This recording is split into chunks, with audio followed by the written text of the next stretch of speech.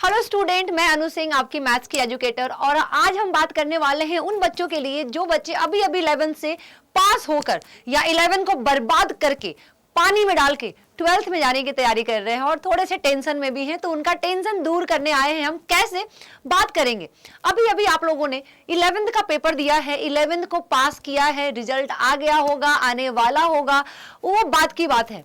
पर 11th कैसा गया, दिल पे हाथ रखो और बताओ 11th में क्या किया, क्योंकि 11th में बोर्ड तो होता नहीं है। जब 11th में बोर्ड नहीं होता है तो 11th में पढ़ाई भी नहीं हुई होगी।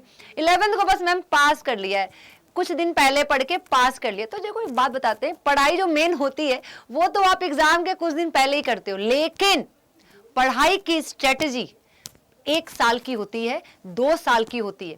जो आप पूछते हो ना मैम कि उसने ऐसा क्या कर लिया जो वो टॉप कर गया या टॉप कर गई, मैंने भी तो उतना ही एफर्ट डाला था।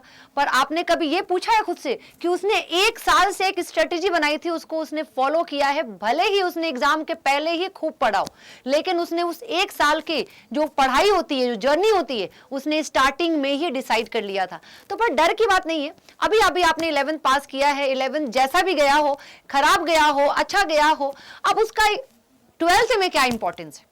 क्या मैम 12th में जाने से पहले 11th पूरा पढ़ के आए, या फिर 11th बिना पढ़े 12th हम कर पाएंगे कि नहीं कर पाएंगे, अच्छे मार्क्स ला पाएंगे कि नहीं ला पाएंगे?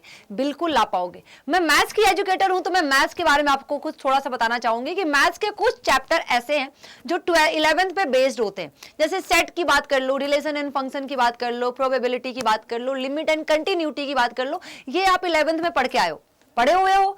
ये 12th में कैरी फॉरवर्ड होता है, क्योंकि थोड़ा सा कैरी फॉरवर्ड इसलिए हो जाता है क्योंकि इस पे इसका थोड़ा सा एडवांस लेवल आपको 12th में दिखेगा। अब सेट तो नहीं है 12th में, लेकिन मैम अपने सेट का नाम लिया, सेट पे बेस्ड होता है, रिलेशन एंड फंक्शन इसलिए नाम लिया। लेकिन पूरा 11th को पढ़ के जाने की जरूरत नहीं है। आपने जो पढ़ा हुआ है वो ठीक है, टेंशन के साथ 12th में आप कदम रखोगे तो ये थोड़ा सा प्रॉब्लम कर सकता है। खुशी खुशी 12th में कदम रखो और ये स्ट्रेटेजी बना के चलो कि 11th जैसा भी गया ठीक रहा, लेकिन अब जो 12th है यहां से मेरा करियर बदलेगा। 12th का रिजल्ट इंपॉर्टेंट है, 11th का रिजल्ट कोई इंपॉर्टेंट नहीं होता है। पर हाँ, 11th के जो मार्क्स होते हैं सेल्फ कॉन्फिडेंस के लिए, हमारे कॉन्फिडेंस के लिए थोड़ा सा इंपॉर्टेंट होते हैं। बट कोई बात नहीं, जो होना था सो हो गया। बट अभी क्या करना है आपको, 12th के लिए क्या करना है आपको।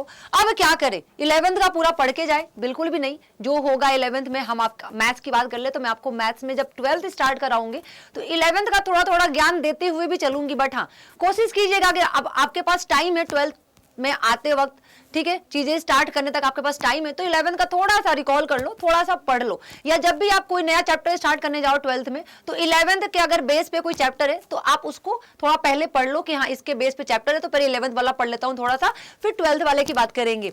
12th में जाने वाले हो, ऑल द बेस्ट सभी को कि आप 12th में जाने वाले हो। 12th में 11th का वेटेज है, पर थोड़ा सा है, पूरा का पूरा 12th 11th बेस्ड नहीं है।